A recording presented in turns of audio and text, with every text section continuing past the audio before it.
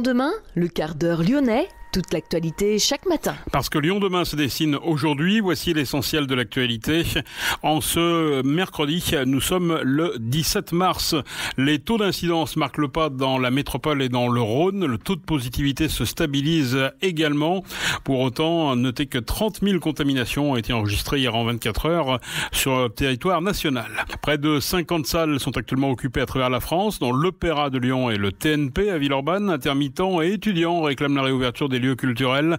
Manifestation en particulier des étudiants hier à Lyon. À noter le reportage à suivre dans cette édition. Une manifestation interdite hier soir, celle des opposants à la loi sécurité globale. Le syndicat Alliance dépose plainte au commissariat du 8e arrondissement à l'encontre de l'adjointe écologiste qui avait été l'auteur d'un tweet faisant référence à une culture du viol dans la police. Benoît Hamon hier à Lyon pour soutenir la candidate des écologistes, Fabienne Grébert, aux élections régionales. La Cité internationale de la gastronomie de Lyon, désespérément vide depuis l'été dernier. Quel avenir pour ce lieu mythique? Des éléments de réponse avec Jérémy Camus, vice-président de la métropole. Basket et une défaite pour l'Asvel hier soir. Lyon demain, le quart d'heure lyonnais, toute l'actualité chaque matin. Gérald de Bouchon. Bonjour à tous et bienvenue dans ce quart d'heure lyonnais. Les taux d'incidence marquent le pas dans la métropole, 290 pour 100 000 et dans le Rhône, 283. Le taux de positivité se stabilise également à 7,5%. En revanche, la tension remonte dans les services de réanimation où 172 patients sont hospitalisés, dont 23 nouveaux admis, plus 9 en 24 heures. Le nombre global d'hospitalisations diminue légèrement avec 903 patients hospitalisés, dont 60 nouveaux. Après 17 nouveaux décès, le nombre de patients décédés à l'hôpital dans le Rhône s'élève à 2513 depuis le 1er mars. Près de 30 000 contaminations ont été enregistrées également en 24 heures. Au niveau national, la France recense 314 décès supplémentaires liés au Covid-19 à l'hôpital et 94 dans les EHPAD au cours des dernières 24 heures. Un nouveau variant de coronavirus a été détecté également en Bretagne. Des investigations sont en cours pour en évaluer la transmissibilité et la sévérité. La Haute Autorité de Santé a donné son feu vert aux autotests. Et puis Olivier Véran espère, lui, pouvoir reprendre la campagne de vaccination avec AstraZeneca demain jeudi, après un nouvel avis de l'Agence européenne du médicament. Lyon demain, un site internet, du son, de l'image, un média complet pour les Lyonnais qui font avancer la ville. Près de 50 salles sont actuellement occupées à travers la France, dont l'Opéra de Lyon et le TNP à Villeurbanne. Intermittents et étudiants réclament la réouverture des lieux culturels et le retrait des projets de décret de la réforme de l'assurance chômage.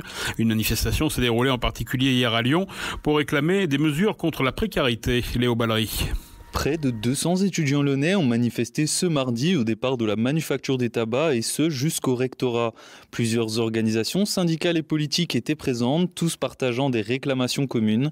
Karel Talali, militant à l'UNEF Lyon, nous en dit plus sur leurs revendications.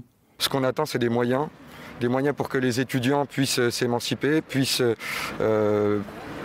profiter pleinement de l'enseignement qu'il leur est donné à l'université par un retour en présentiel, même si là évidemment ça c'est un peu compromis étant donné que les universités n'ont pas les moyens nécessaires à la réouverture, et aussi un minimum jeunesse qui soit calculé sur la situation propre de l'étudiant et plus sur ce que les ressources que ses parents lui allouent.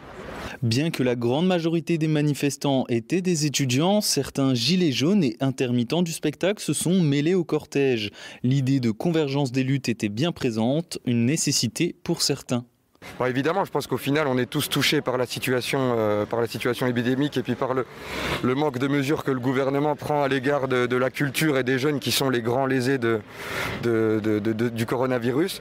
Et ouais, forcément, ça fait convergence.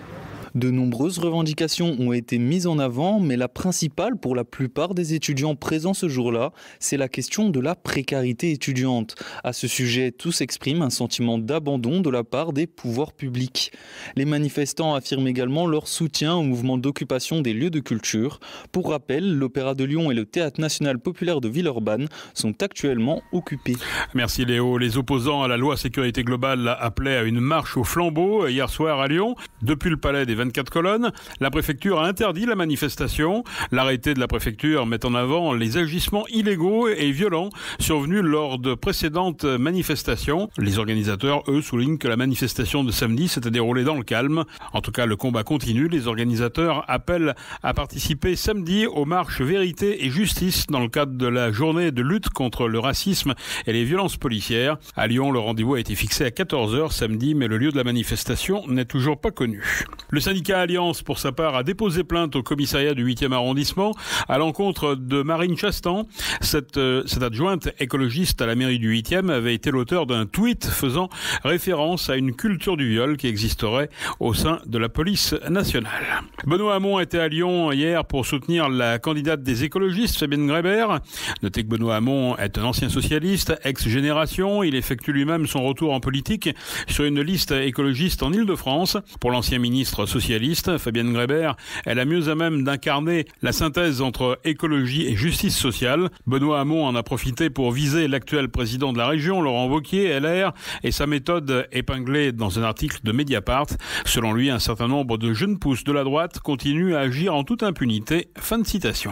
Fabienne Grébert, la candidate écologiste régionale, en a profité pour présenter ses propositions en faveur des jeunes, avec la création d'un fonds d'urgence prenant en charge les loyers impayés et la mise en place d'un revenu d'autonomie pour les 18-25 ans vivant sous le seuil de pauvreté. Lyon demain, la radio lyonnaise à écouter partout dans le monde. La Cité internationale de la gastronomie de Lyon est désespérément vide depuis l'été dernier. Quel avenir pour ce lieu mythique? Quelques éléments de réponse avec Jérémy Camus, vice-président de la métropole de Lyon, en charge notamment de l'agriculture. On est arrivé donc en juillet dernier, la cité venait de fermer quelque part, alors lié au Covid, mais pas que. Le projet qui était porté n'était pas à la hauteur des attentes et même du bon fonctionnement de cette cité. Le premier truc qu'on a essayé de réaliser, c'est comment on rend accessible au plus grand nombre ce lieu. Donc ça a été une grosse opération de l'automne, de gratuitement permettre à des milliers de Lyonnaises et Lyonnais de revenir dans ce lieu et de se le réapproprier, c'est-à-dire de le revoir. C'est un patrimoine qui est d'intérêt général pour nous, et donc il y avait cette vocation importante de remettre l'accessibilité. Et demain, c'est de dire que ce côté grand public, il est bien, mais il n'est pas suffisant. Il faut que ce lieu il soit vivant, il faut qu'il vive grâce à la filière alimentation, mais aussi grâce à la filière agricole. Et on a une opportunité excellente ici d'avoir 4000 m² en plein cœur de Lyon qui sont à exploiter au service de ces acteurs qui font l'alimentation d'aujourd'hui et puis certains qui bossent déjà sur l'alimentation de demain. Donc il y a une vraie vocation de rendre ce lieu comme un espace totem de l'alimentation qui dépasse les clivages, qui dépasse les clochers, qui est juste un endroit où on peut se rencontrer. La rencontre, et on revient un peu sur la définition du repas, finalement c'est avoir un lieu où on se rencontre autour de ces enjeux alimentaires. L'expérience de Magma Cultura a été quand même un échec. Qu'est-ce qui a pâti dans cette histoire et qu'est-ce qui va changer?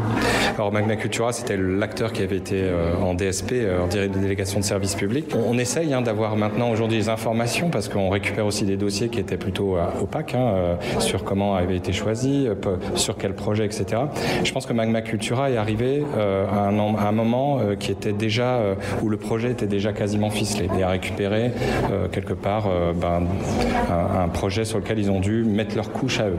Et ça fonctionne pas comme ça en fait. On peut pas arriver comme ça et puis mettre un acteur et puis lui mettre les mauvaises conditions pour pouvoir avancer. Donc là, l'idée, c'est aujourd'hui de repartir dans une phase de construction, mais plus élargie, et que la collectivité prenne sa part aussi dans cette construction. Comme j'ai dit tout à l'heure, c'est un bien commun, c'est l'intérêt général aussi, c'est du patrimoine. Donc il y a une part dans le modèle de demain. Souvent, dans l'économie sociale et solidaire, on utilise les modèles hybrides. Et je pense qu'ici, il y a un modèle hybride qui va, comment la part de la collectivité rend accessible le lieu par la gratuité de l'entrée, par exemple, mais aussi comment ce lieu devient un modèle économique pour des gens qui souhaitent y faire de l'événementiel autour de l'alimentation, de la promotion de produits, remettre en avant des savoir-faire, des terroirs, etc. Et ce lieu, il s'y prête assez bien. Quand on regarde les différentes affectations, on peut arriver à bien découper le projet pour arriver à faire quelque chose. Mais aujourd'hui, tout est sur la table. J'étais ce matin avec M. Marcon, qui a été une des chevilles ouvrières au début du projet, pour qu'on recommence à réfléchir ensemble sur le projet qu'on souhaite mener. Et il y a une complémentarité complémentarité à trouver entre le côté gourmand et gastronome et le côté alimentation, santé, justice alimentaire, résilience du territoire. Et moi, mon enjeu, mon grand défi, c'est de faire coller les deux. C'est-à-dire qu'on peut parler de gastronomie tout en parlant de résilience alimentaire et se faire du bien tout en étant conscient des enjeux de demain sur les limites de notre territoire. Je rappelle un chiffre important, 5% d'autonomie alimentaire sur la métropole de Lyon, sur les 50 km. C'est-à-dire que 95% de ce qu'on consomme ne vient pas de notre territoire. Et on a vu encore que c'était vraiment en tension lors de la crise Covid. C'est la gastronomie sans viande que vous voulez ? Non, la gastronomie avec viande, sans viande, non. Après, je pense que là, vous faites allusion à la séquence de la semaine dernière. Je pense que le débat n'est pas au bon endroit. Moi, dès le départ, quand j'ai rencontré le monde agricole, on a des projets sur la filière viande. Par exemple, on a un projet de créer un espace test dans les Monts d'Or autour d'un élevage bovin. Donc, il n'y a pas de clivage à ce niveau-là. Et puis, la culture boucherie est très forte sur Lyon. Après, c'est donner aussi les clés de lecture à tout le monde sur mon alimentation de demain. C'est aussi l'impact que je laisse à la planète. Et en particulier sur la viande, il y a une vraie interrogation sur l'impact de la viande sur la planète. Donc voilà, consommer peut-être moins et en meilleure qualité. Et puis faire revenir le local, c'est-à-dire répondre aux gens qui sont venus manifester à l'hôtel de ville en disant qu'ils ont leur place dans les cantines, mais avec des produits locaux, pas avec des produits importés ou qui viennent de très loin, quoi. Merci Jérémy Camus. Une femme et 2 enfants meurent après la chute de leur voiture dans la Saône, à Villefranche. Une 50aine de pompiers sont intervenus hier pour sortir les occupants du véhicule. La conductrice, une femme de 38 ans qui réside dans le Beaujolais vert, et une fillette âgée de 2 ou 3 ans ont été repêchés inconscients. Un autre enfant de 10 ans, décédé lui aussi, a été extrait de l'eau un peu plus tard. Une enquête a été ouverte pour déterminer les circonstances de cette tragédie. Il pourrait s'agir d'un accident ou d'un suicide. L'IA School, l'école privée de l'intelligence artificielle, annonce son implantation à Lyon dès la rentrée prochaine, dans le quartier de la Confluence, sur 1000 m2, au sein de la Sucrière. 4 classes d'une 30aine d'élèves. On pourra y étudier le big data, également le codage. La formation ira de la première année de bachelor à la 2e année de master. Notez que les prix oscillent entre 6 900 et 7 900 euros par an. La plupart des étudiants seront en alternance. Le recrutement des enseignants a été lancé, tout comme les inscriptions pour les étudiants de cette IA School qui s'installe donc à Lyon. Un mot de sport, en basket, l'Asvel s'incline au Mans 105-96. Les Villeurbanais ont compté 10 points d'avance et mené durant tout le match à Antares avant finalement de s'incliner en prolongation. C'est la fin de ce quart d'heure lyonnais. Merci de l'avoir suivi. On se retrouve demain, même heure, même antenne. En attendant, restez prudents.